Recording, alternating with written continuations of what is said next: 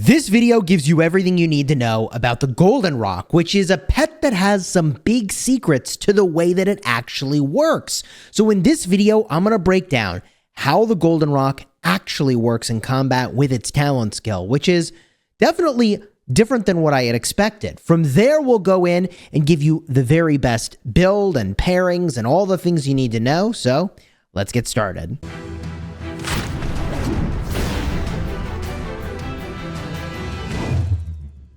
Hello my friends and welcome back. I'm Chisgule Gaming, and today's video is sponsored by the makers of Call of Dragons. And it's kind of funny that my alliance is starting to call me the Pet Whisperer, but I do need to give some credit up front to the professor who clued me into this very strange nuance with the Golden Rok. And I was uncovering some of this weirdness as well, but he had the answer, which is super helpful. So let's start by talking about the talent skill on the pet. This is a skill that can only be caught.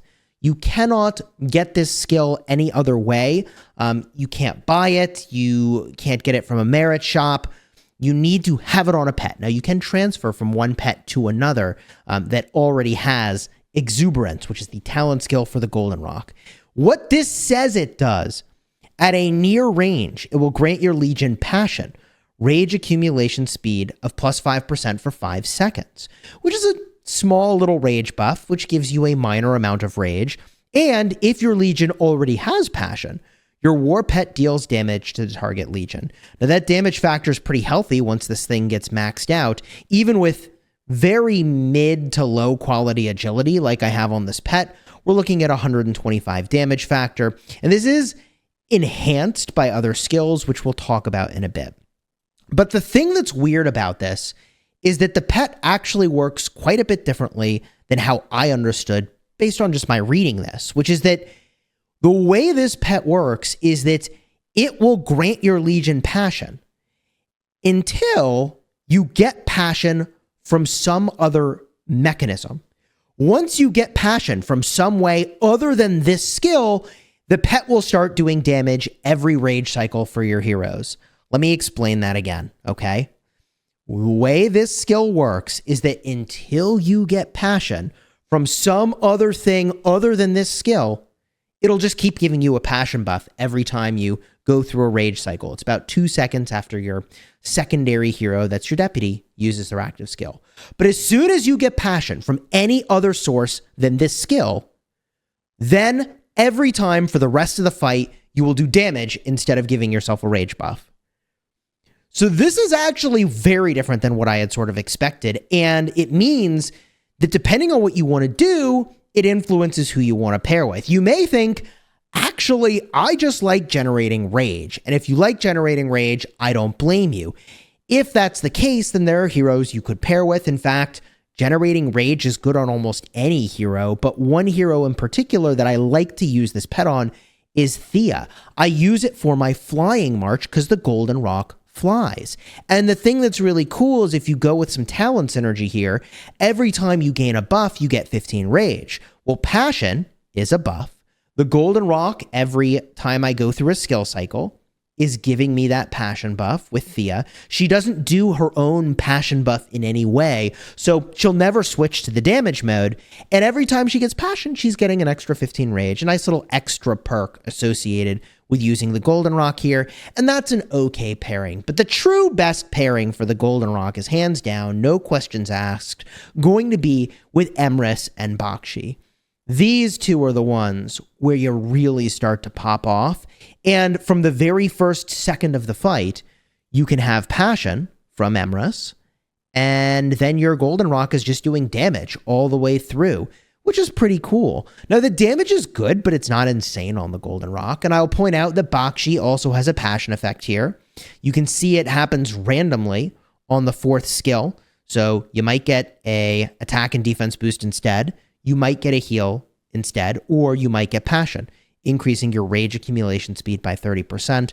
There are other heroes that can give Passion, such as Alistair. On the 4th skill, when you have over 50% of units remaining, you have a 20% chance to gain Repost and Passion when launching your normal attacks. So that is giving you that 30% boost to rage accumulation. But this also flips the Golden Rok from I'm giving you a Passion buff to Now we smash, baby. We're doing damage. Now, this is kind of counterintuitive, and so I just want to show you exactly how this works. We can do this several ways. The first way I can show you that the Golden Rock does in fact work the way that I'm saying it does is we can just take Bakshi, we can take Emrys, we can bring them in a battle, and I will immediately get Passion at the start of the fight, and from there, we will see in the log that, boom, it's going to start doing damage. In fact, visually, you can see it happen. So I should have gained Passion, and if I was really watching closely, I should have seen, like, plus Passion over here. But let's just see what happens. And now, in a second or so, Golden Rock should do the animation. I think there it was, like 500 damage. I was kind of blocking it. So there's Bakshi, there's Emrys, and there's the Golden Rock, 555 damage. All right? Bakshi, 6,000 damage. Emrys, 6,400. Boom! 546, the Golden Rock. So as soon as this fight's over, I can show you the log where it's working that way. And I happen to have another Golden Rock. I actually pretty sure I have it associated. Oh, I don't have it on my Thea currently. Well, I'm pretty sure we can fix that. So we'll take Thea and I don't know. We'll use Theodore. This is kind of nonsense, but who cares? We'll switch over the pet and we'll actually bring cavalry and I can go fight another one of these guys. So when I fight, actually I can fight the same one. Why the heck not? All right, make this go a little faster. So in this case, we will see a passion buff happen every rage cycle. It's 2 seconds after the secondary hero uses their skill. That's the deputy.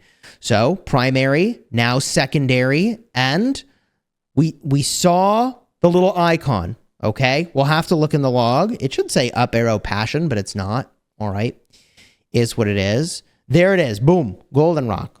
Happens about 2 seconds after Theodore uses his skill. You can see it. Boom. Theodore gets big, and boom. There's the Golden Rock, all right?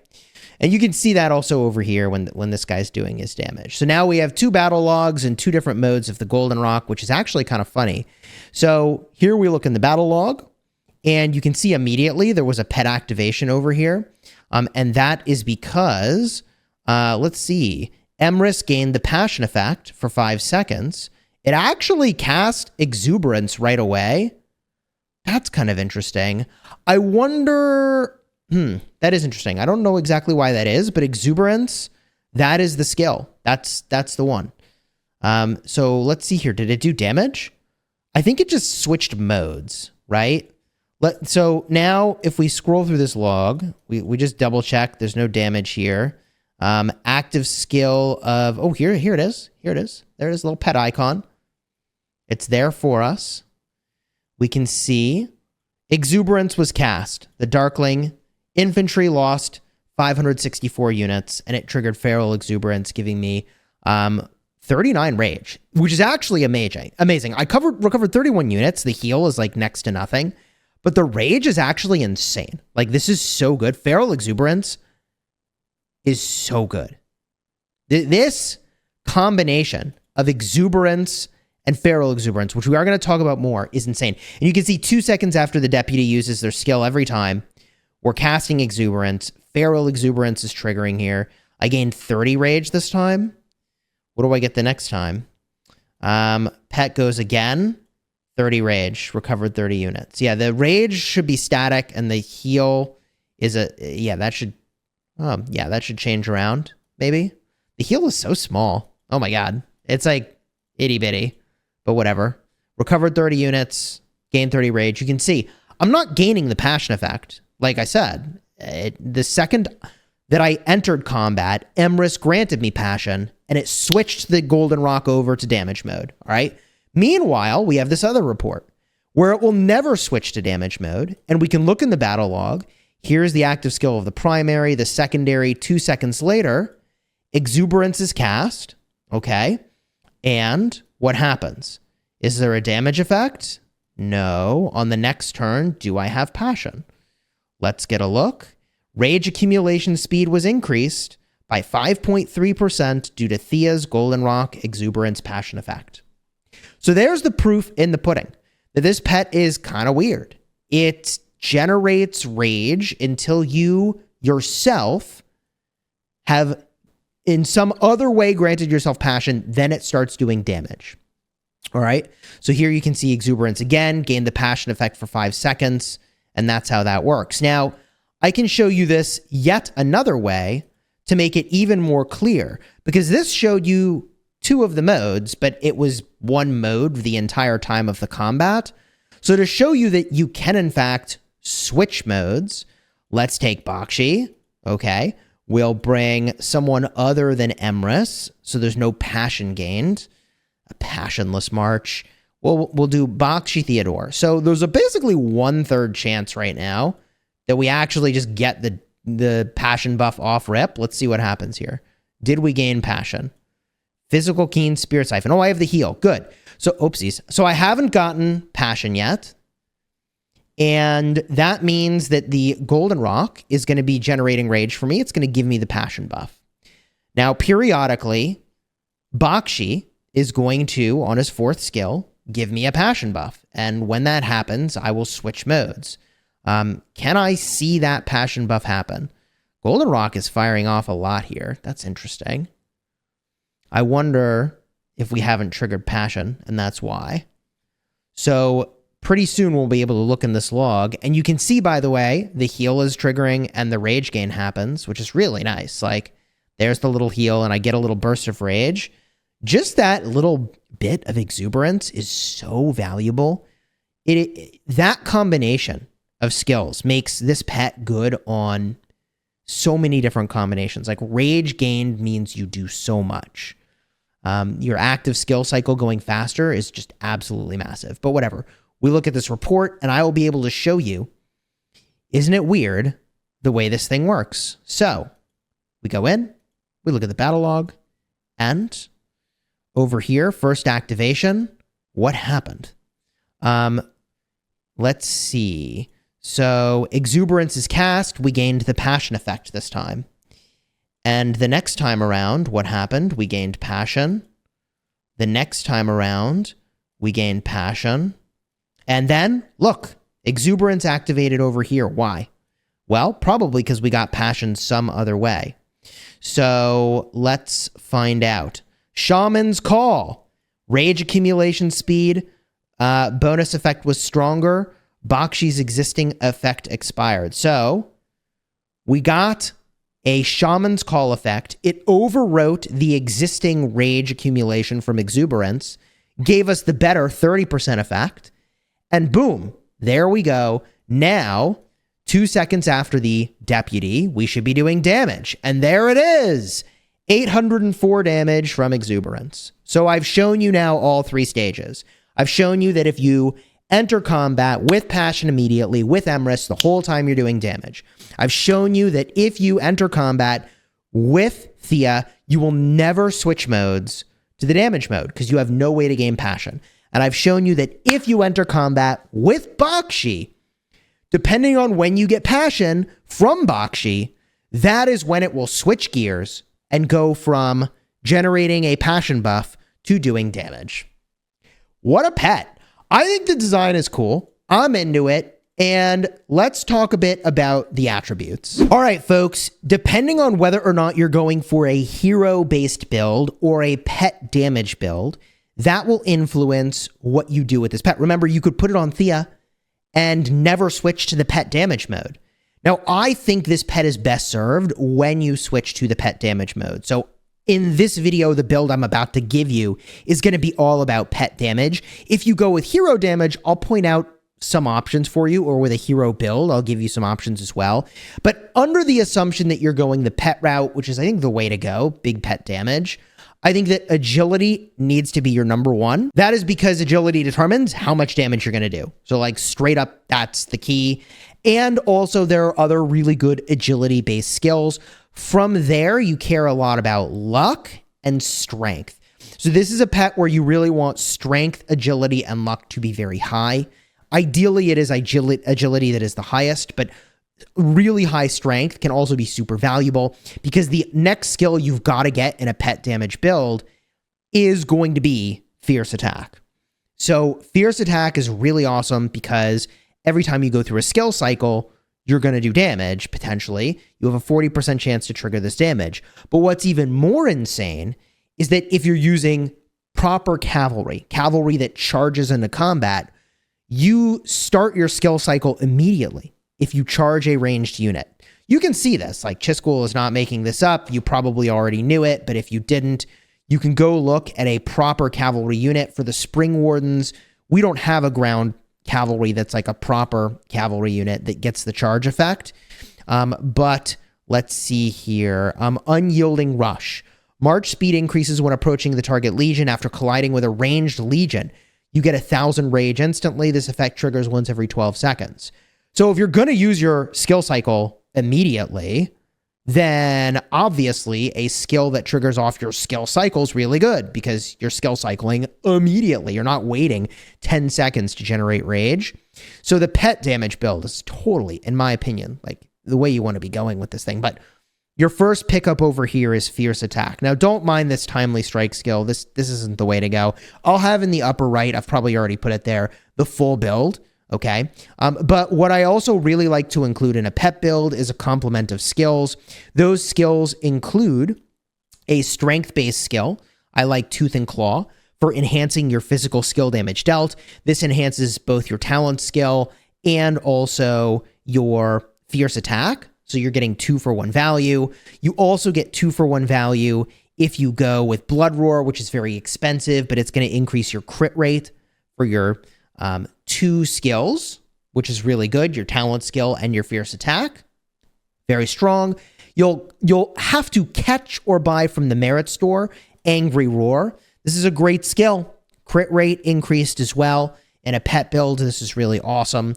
Love to see it. But more important than like any of these things is to actually go and get this bad boy over here. And this is like actually worth its cost because it's generating rage, and that's Feral Exuberance. Now, how much rage you're going to get is dependent on your luck. This is 50 rage and 50 healing. The healing is irrelevant. So like forget the healing. That is like the teeniest, tiniest, most irrelevant healing. But 50 rage every skill cycle is good. That is good. Especially because you're getting that rage almost immediately when you use proper cavalry and you charge a target with Unyielding Rush. So yeah, Feral Exuberance is just an absolute god tier, top tier skill to go and get.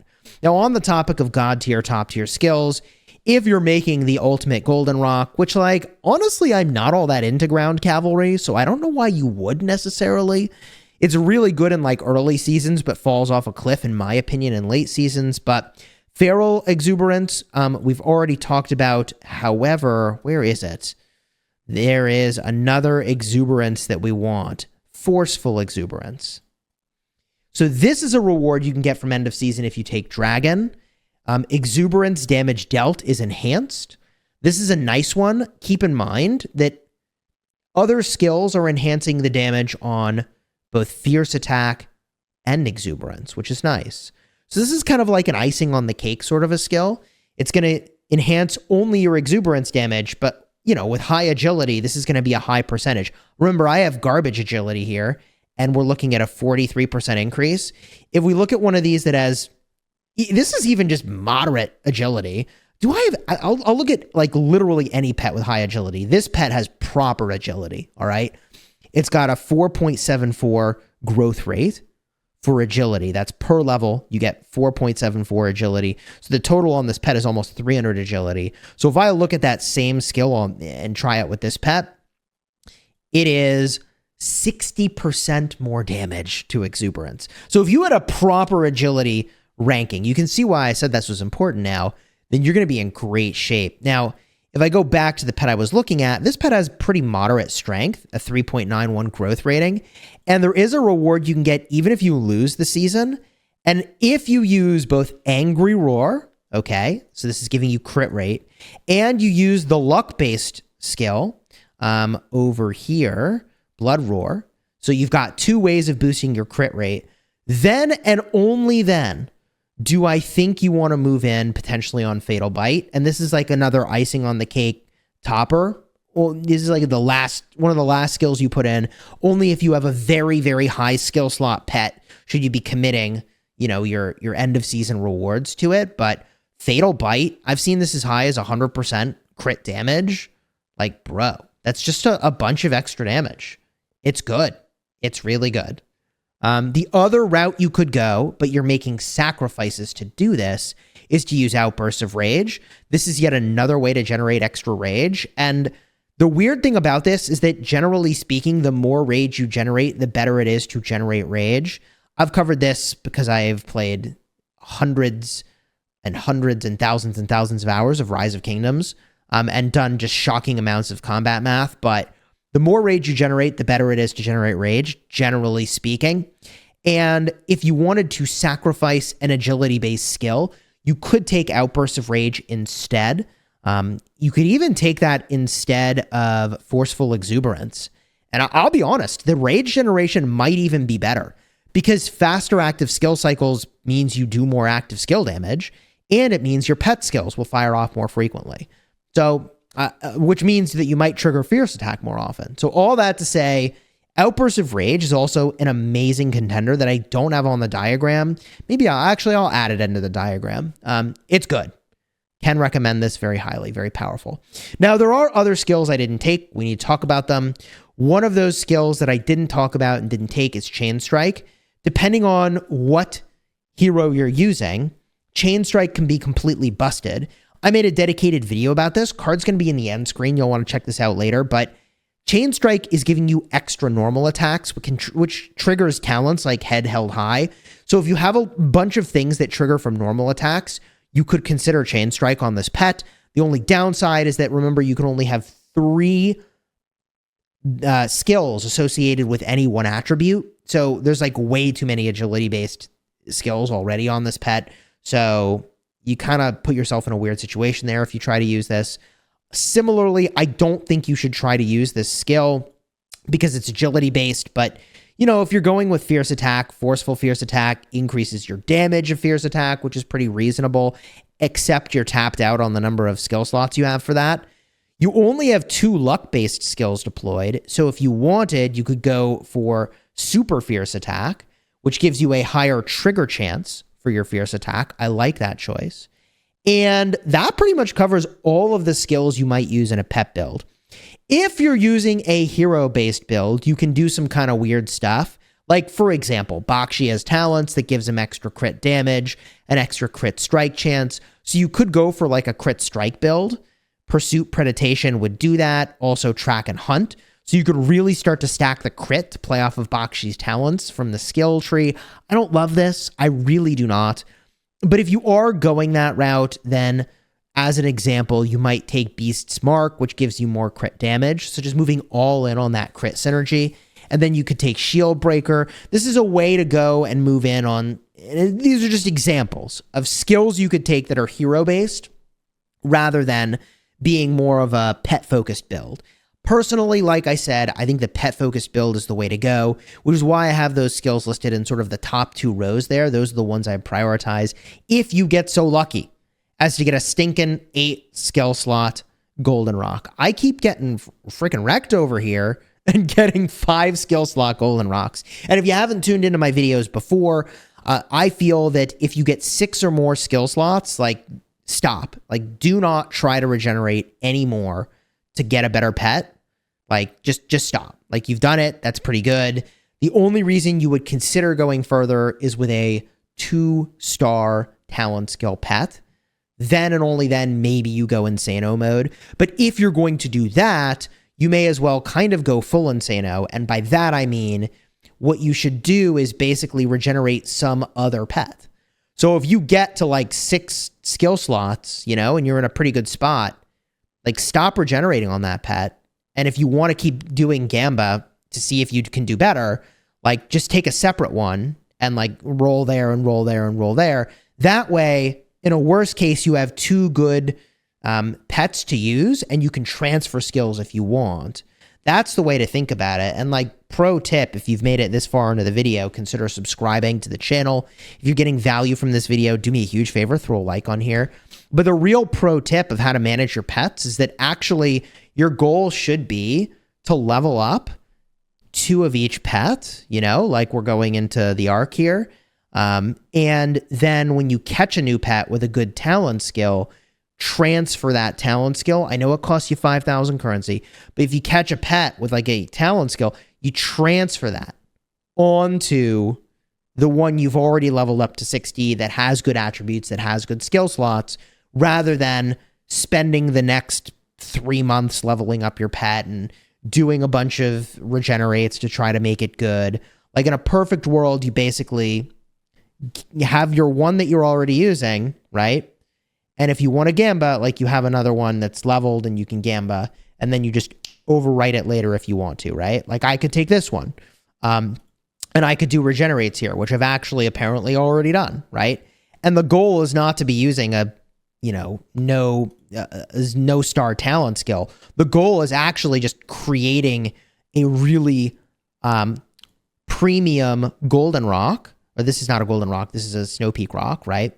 That is ready to go in case I get a 2-star talent skill. And this is way better than just regenerating your current main pet because, well, I mean, now, it'll cost me the 5,000 currency to transfer, if I get so lucky one day to get a 2-star talent skill. If that ever happens, right, I'll have my old pet and I'll have my new pet, which is pretty sweet. Plus, the way that pet stamina works, like you actually can like run out of pet stamina, and you will before you run out of hero stamina. It's like very weird, but there's a bunch of things that buff your hero stamina recovery that do not enhance your pet stamina recovery, weirdly enough. And so, yeah, I mean, you can be in a situation where you need backup pets. And I've been there, especially for like the most important fights. Like your pet's going to run out of stam. I keep getting wrecked here. Like, oh my God. I suppose some of those epics I might have considered taking, but look, my perspective on this one is that like either it's a badass legendary or like, I don't even care, right? The whole point of this main pet, secondary pet strategy is to make it so that you have a place where you can Gamba and you're not going to lose your mind if you, bro, why is it I can't get more than 5 skill slots?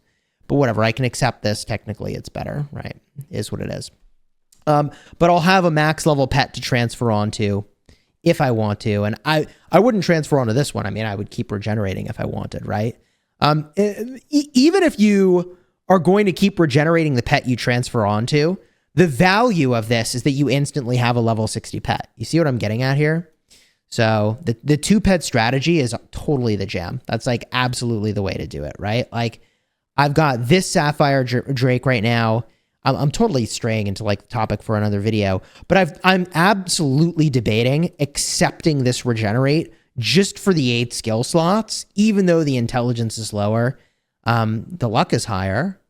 I mean, that's good. The spirit's higher, and it's 8 skill slots. Like I've been leaving this one. I'm not going to mess with it. I haven't decided. So I've been goofing off with another one over here. This one's in a pretty good spot. I'm probably not doing any regenerates on this one. And I haven't put skills onto this yet. I made a dedicated video about this particular pet. Dude, I'm even leveling up a 3rd, apparently. Dude, look at the attributes on this. Great attributes, but 5 skill slots makes me want to poke my eye out. It's like right on the edge of being amazing. The 6 skill slots is where it's at. But look, if you want a video about the Sapphire Fade Drake, I'll have a card in the end screen. So 2 great videos to check out. Sapphire Fade Drake, everybody should have some of these. They're so good. These are so good for magic, ranged damage, totally insane. Check that card. Also, Chain Strike and Counter Strike are busted. You want to learn more about pets, check those cards in the end screen. Your boy Chisgule, the Pet Whisperer, I'm out. Enjoyed the vid. Throw a like on here, subscribe to the channel. Until next time, you have fun smashing the kingdom.